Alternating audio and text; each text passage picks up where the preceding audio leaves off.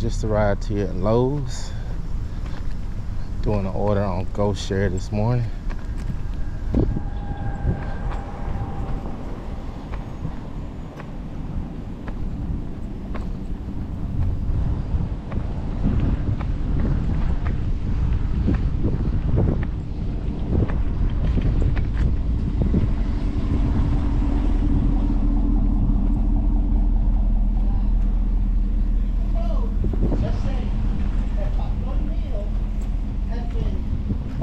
Sewing and preaching for 45, 50 years, and all of a sudden here comes me.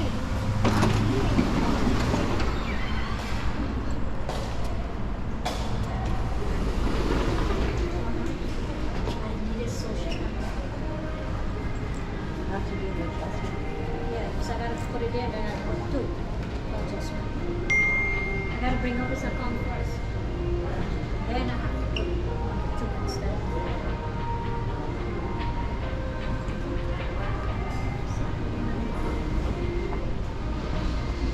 Usually when you go to payment, you put, when it comes to this here type of transaction, you put two.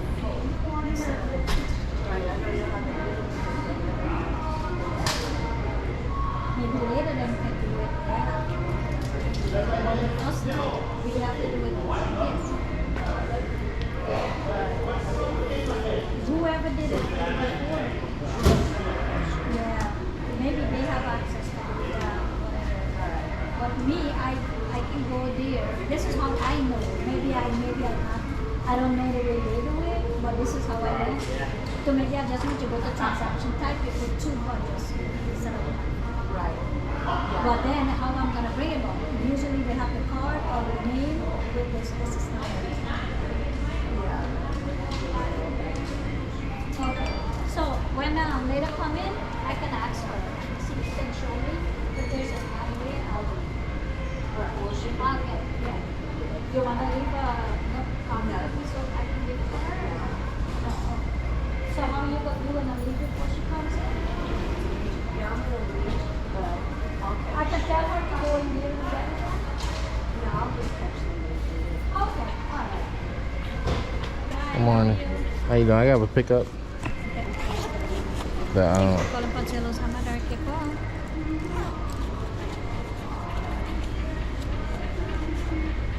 order number.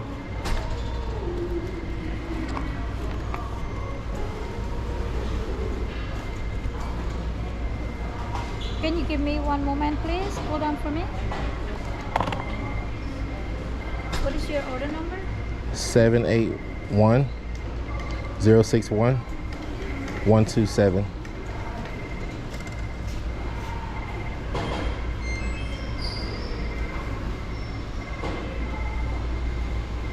So that would be, I think, in the garden center. What's your name? Desmond. I need to see your driver's license.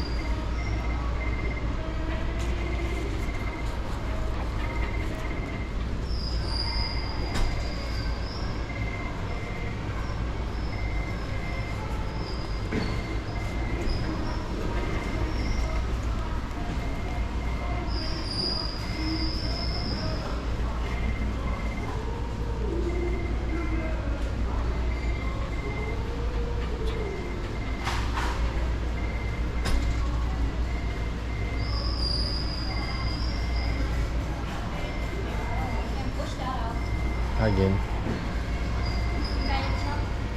I can ask you to come get it because I can't put it. Yeah.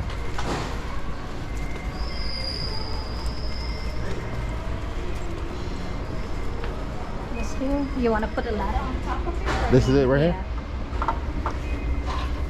Yeah, this shouldn't be bad. You could pass it through here maybe. Hold on, Mike. Hey. Yeah. Yeah. I can't lift it up. Yeah, good. So, Lowe? Yeah. Yeah. You got to check me out. Yeah, I'm gonna take care of the system. All right.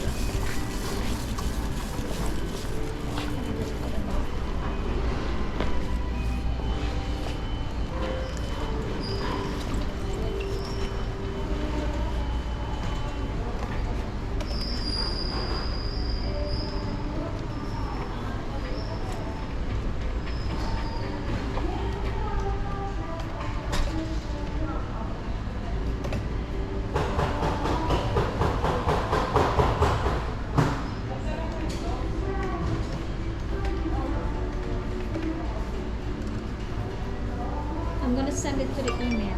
Is that okay? Yes, ma'am. You could go ahead. I'll send All right, thanks.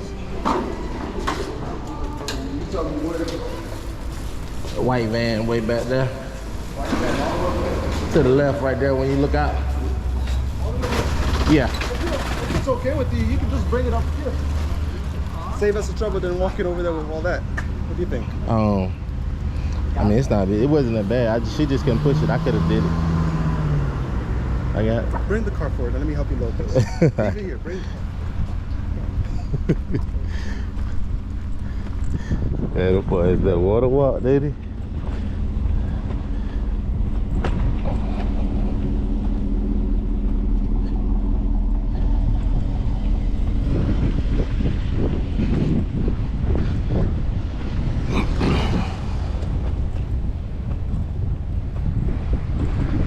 Man, no service down here. I just missed a nice little pickup for Sherwin-Williams. That was actually at the Sherwin-Williams is right by my house that I always go to.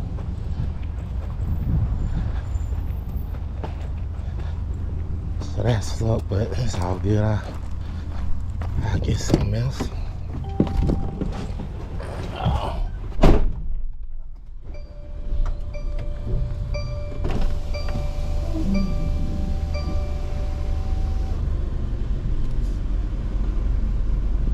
My boy was like, way over there, man, they wasn't even that far.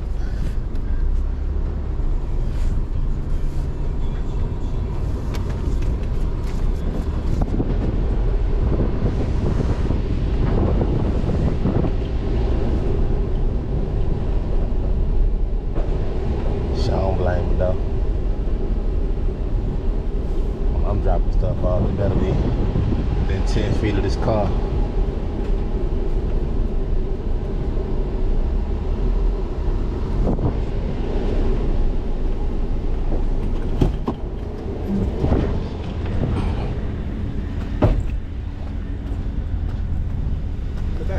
Yeah.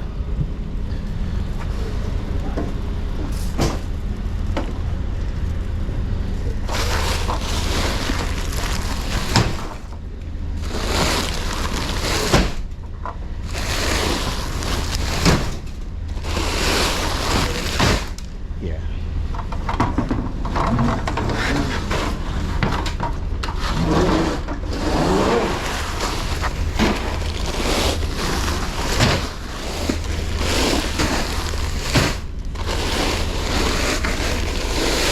Appreciate it. Take care of it. What's up?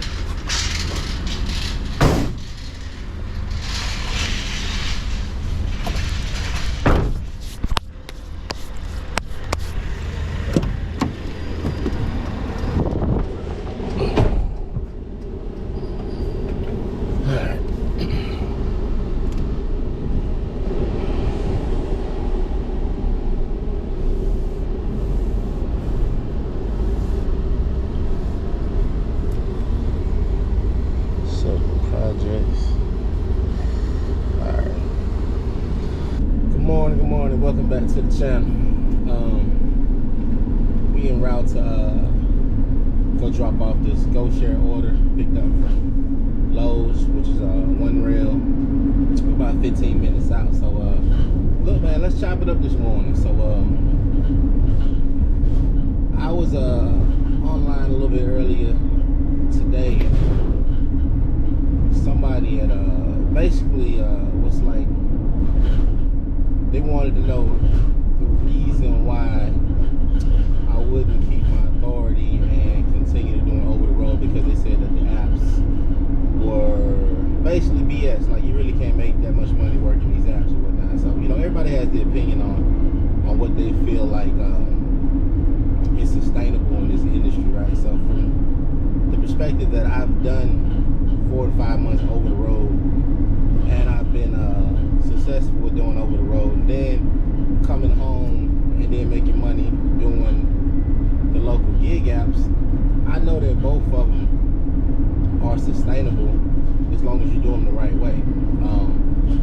One of the biggest issues, I think, that the people who are hardcore, like over the road drivers, don't think about when it comes to over the road versus the local gig apps is the amount of hours that you actually putting into it when you driving over the road. Like, you legit, it's gone. Like, once they put that load in back of your truck, it's no turning around. Like, you gotta drop it off wherever they tell you. So it's like you got 1,500 miles, you got to get there within the deadline. So a day and a half is pretty much gone. Like, you know, that's 2 days. Basically, that 1,500 miles gonna probably take you 2 days, right? And so you got to have the ability to drive at least 15 hours to make that even a successful run. Drive at least 15 hours that first day to make that a successful run. So if you really look at the amount of hours that you're putting into it when you over the road, even if you did like I don't do 8 hours when I'm doing local gig outs. If I did 8 to 10 hours, just 8 to 10 hours a day on the local gig market, I know I could easily put in $500 a day, you know, just because I see the amount of value that comes in. But a lot of times I don't take the stuff depending on how far it is away from my house and what time of day it is. And so I like to be in the house by like 3. It depends on how late I start. I try to be back in by 3 because that's when I dedicate that time to either, you know, playing with my little girls, taking them to the pool, the summertime, whatnot. So I try not to use up the entire day out here working. And then I also have a real estate business running, so I'm always doing marketing videos for that, answering emails, returning phone calls and stuff like that. So I have 2 successful businesses that I'm operating at the same time. So for me, I can't do real estate and be over the road. That's a true full-time commitment. Like, you're no longer, that's not a side hustle no more. If you go over the road, that's no longer a side hustle. That's your full-time job. And so for me, I want to keep it a side hustle, 100%. I have to be able to do this around my real estate career. For the last 2 years in real estate, I've made over 6 figures, and that's net. You know, I've netted over that's over 6 figures in commission. Actually around like 120,000 in commission for the last 2 years, and this year I'm on pace again to clear something like that. And so my goal was to add on something that was a side hustle that I could potentially still make 6 figures in doing it. And over the road, you definitely can make 6 figures. But the good thing is, when I came home, it was around tax season, so I was able to do my taxes and break down what I was really making. And so when I started doing my expenses or whatnot, like, yeah, I was doing, you know, 10,000, probably on average 10,000 a month for what I was doing gross when I was over the road. Now that's good, but at the same time, when I start adding in those expenses, when you're looking at the mile write-offs, and then how much you're spending in fuel, food expense, vehicle maintenance as far as changing the tires, oil changes pretty much every 2 weeks. I mean, it was adding up, you know. And so when I was really breaking down the numbers, realistically, that 10,000 a month was probably closer to something about 7, because there's other expenses you gotta account for in there when you look at the commercial insurance that you gotta carry when you're doing over the road. You gotta have the commercial insurance, and that's a whole nother bill. So when I'm looking at the local, I don't work as much, but I do work as hard, if that makes sense. Like, I don't work the same amount of hours, but it's a hustle to be on these apps, multi-app, and you always got to pay attention, you know, and trying to dispatch yourself and keep it kind of in order, where you're not just wasting time driving to a location that's way out of the way to pick up a load because it's paying $60, but then you in the middle of nowhere and you got to drive back an hour and a half back to an area where it's hot, you know. So I kind of avoid those traps where I don't take anything just because it's paying $80 to $100. If I got to drive an hour and a half to get there, drop it off, then an hour and a half back. So when I look at it, that's 3 hours, 3.5 hours, and I only made $100, you know, $120, $130 sometimes on those runs. So it's like, it ain't really worth it, you know, because you could legitimately make average about $50 to $70 an hour just by picking the right ones. And so every day is not going to be the same. Some days you might, you know, make a lot more than other days, but it kind of balances itself out, you know. I try to do at least 300 a day. If I don't make it, like I said, I have a hard time staying out past 3 o'clock unless I get started late and I don't have anything else planned for the rest of the day. Then I might stay out a little longer. But rush hour around Disney is crazy. Like, you don't want to be here when people getting off work. The parks start letting out. You don't want to be on the road anywhere near that park because you're gonna be sitting in traffic for a long time trying to get out of the tourist area. And I live in the tourist area, so it's really hard for me to like be out there when them people get out of them parks and start going home back to the resorts and stuff. So I try to get off the road. But yeah, man, he had a really hard stance, and I understand anybody who want to go over the road, man. Just know that the gross is not your net. Really break down your operational costs and see what it's gonna cost you. Because like I said, for me personally, I did it hard. You know, I worked for a really good company, and they was paying $1 plus a mile for the runs we was doing, and I was able to make good money. Like I said, I was grossing on average about $10,000 a month, sometime more, like anywhere from 10.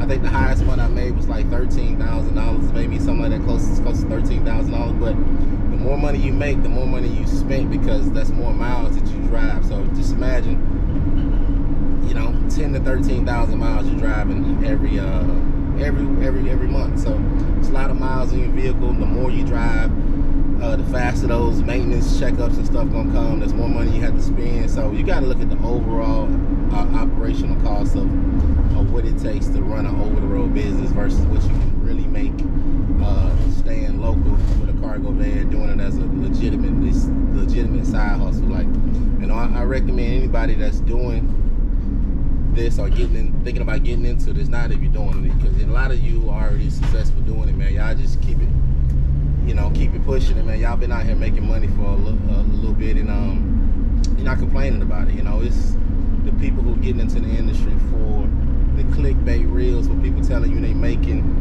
all this money. I saw a video where somebody said you can make $1 million a year operating a box truck. That's a lie. You know, I got a company box truck we use for real estate, and it doesn't move. Not for this, because of the fact that you can't make that kind of money with a.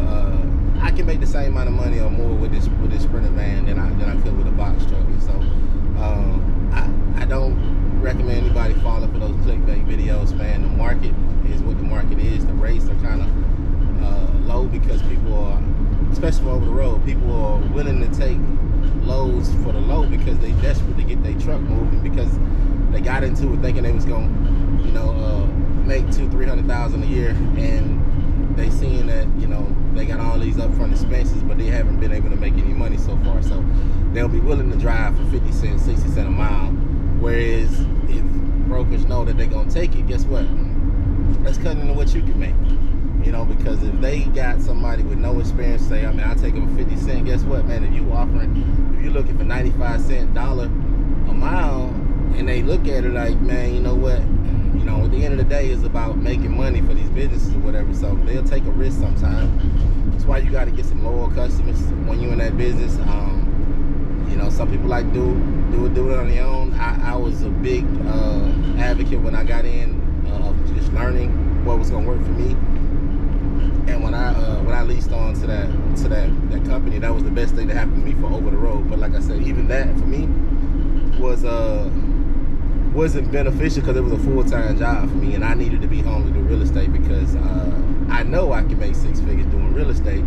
And for this, you know, my goal is, you know, my ultimate goal this year was try to make $200,000. But I ain't gonna lie, it's gonna be hard to get to 200. I'm probably on pace for like 170, you know, 180. You know, just depending on how the end of the year goes. I got a closing in Atlanta coming up at the end of this month. It's a $700 and some $1,000 deal. You know, 3% commission on that. So you're looking at another almost $20,000. Damn, I'm shit. I ain't strapped that damn ladder down. But almost a $20,000 commission that's gonna be coming up next month. So it's gonna be a push to the end to see if I can make this 200,000. But I'm definitely gonna clear 150 with ease, and I'm probably gonna end up landing somewhere in the 170, 180 range, depending on how the end of the year go. You know, like I said, I've been consistent since I've been back with the local logistics, I've been averaging about $300 per day, and that's what I try to do. On the weekends, it varies. I may go out do 1 or 2. It just depends on how high it pays. I really don't do everything on the weekend. I take whatever on the weekend, but I'm not working all day on the weekend. I might go out for like yesterday. I went out, but that one paid like $100 for like an hour, you know. So I go out for something like that. But I'm not going out for like something like this where I'm $40, $50 and try to plug my day away. Now I'm gonna go out for the right one. It got to be close to pick up to my house, and I stay in a good area. We got a Lowe's, Sherwin-Williams, Home Depot, ABC Warehouse, American Tire. We got all that stuff within a 5-mile radius of where I live at. So I actually, from my house, sometimes get some really sweet orders. So yeah, man, I just want to chop it up with y'all while I was in route. We about 2 minutes from the drop off point, and we'll go ahead and get this stuff unloaded when we get there. But yeah, man, just do your research when you're getting into this logistics industry. That's one of my clients calling me. But do your research, man, and you could be successful in doing both, but you just got to know what it's going to cost to operate your business, and just know that both of them is going to be a lot of work. You know, there's no easy way to put it. There's no shortcuts in this industry, whether you stay in local or you over the road. They both can be successful. You're not going to become rich doing either one of them, but you can definitely make a really nice lifestyle for yourself. So just keep that in mind. All right, so we pulling up, about to go ahead and unload this stuff, and I'll get back with y'all in the next one.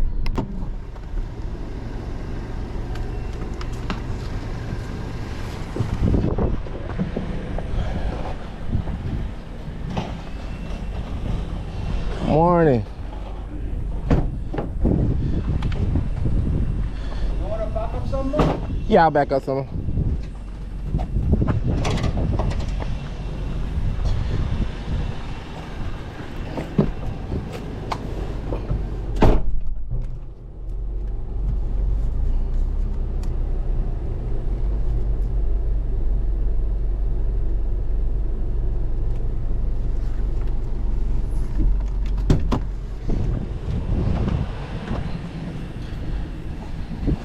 Put on the order as an online order, as an in-store order, and double charges for delivery. What?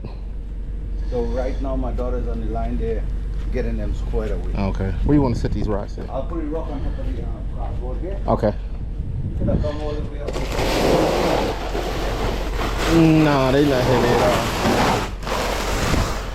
But it would be better if it was close. Drop it on there because I'll be using them all very soon. I'm going to be getting rid of all of that. So it'll be 10, right? Mm-hmm. You guys work with at Home Depot? No. Independent contractors, so they hire us through an app.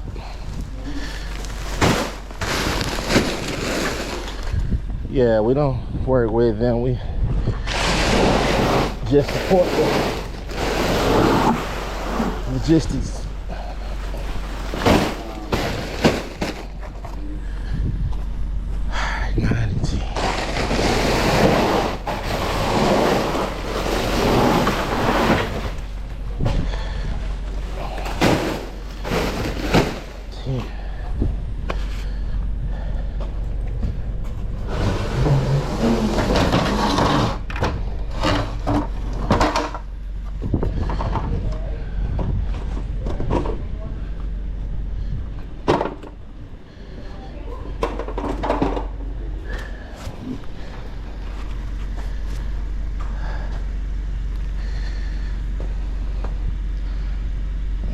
See.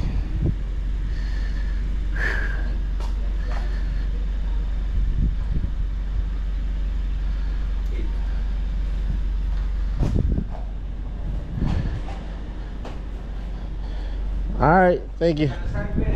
Huh? No, no sign. Just had to take photo. All right, guys. 1, 1, 2, 3, 4, 5, 6, 7, 8, 9, 10. Uh-huh. There you go, boss. It's nothing much, but Oh, man. somebody to buy a cold drink. Oh, Hey, Heineken. Heineken sound good, doesn't it? Or Corona. Either way, But I guess you don't drink what I drink. I drink Guinness. I drink Guinness too. You ever heard of a snake eyes? What, making with the Guinness? Yeah, you put what's called the it's Guinness, and then you put the apple it's like a pear it's like a sweeter beer they put on top of it. It like you'll see how heavy the Guinness is, and it'll say it's called a snake bite. What I do is I take the Guinness, take 2 Guinness, Uh-huh. 1 can of sweet milk, put inside it, Uh-huh. put 2 eggs. Eggs. Yeah. You blend that up. You drink that, Mama is gonna say thank you. No. Okay. No joke. Look, It works. I'm Viagra and Cialis. I'm gonna have to look this up, man. That's really good. I'm gonna look it up. When I down and I'm feeling kind of, Uh-huh. yeah, that's what I do. I'm gonna look it up. I will drink a whole 12 pack and still walk a mile. Give me 2 beers Yeah. and I keep. I'll be drunk with 2 beers and 12 Guinness wouldn't drunk me. It's a Okay. different alcohol Mm-hmm. fermentation. Okay. So most likely you might be doing the next delivery with us. It depends if I get it. If I'm in the area, they'll send it to me. If not, they'll send it to whoever's closest. Yeah, we gotta pick up again flatstones, scallops. And they messed up my order. I ordered 4 bags of cement. She only put on 1. Oh, okay. So maybe I'll have to go to the store, get them to correct it, and they overcharge me. Oh, okay. So that'd be 4 something, they charge me 6 something. Oh, man. That's way too much. Yeah. So I'm gonna go to the Not for store. delivery. They ain't charge you that for delivery, huh? They charge me $148 for delivery. Oh, man. Which is how to pay 1 delivery, not 2. Yeah. Yeah, well, they messed it up, so they had to correct it. I'm gonna get that corrected. Yeah. Okay. All right. All right. Take it Have a easy. good one. You too.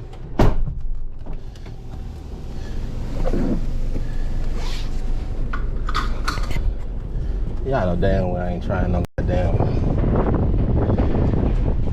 Guinness with milk and eggs. Man, I've been in the bathroom for a month. So I ain't crazy. This man crazy. Anyway, we just completed that drop off, man. I'm gonna see y'all on the next one.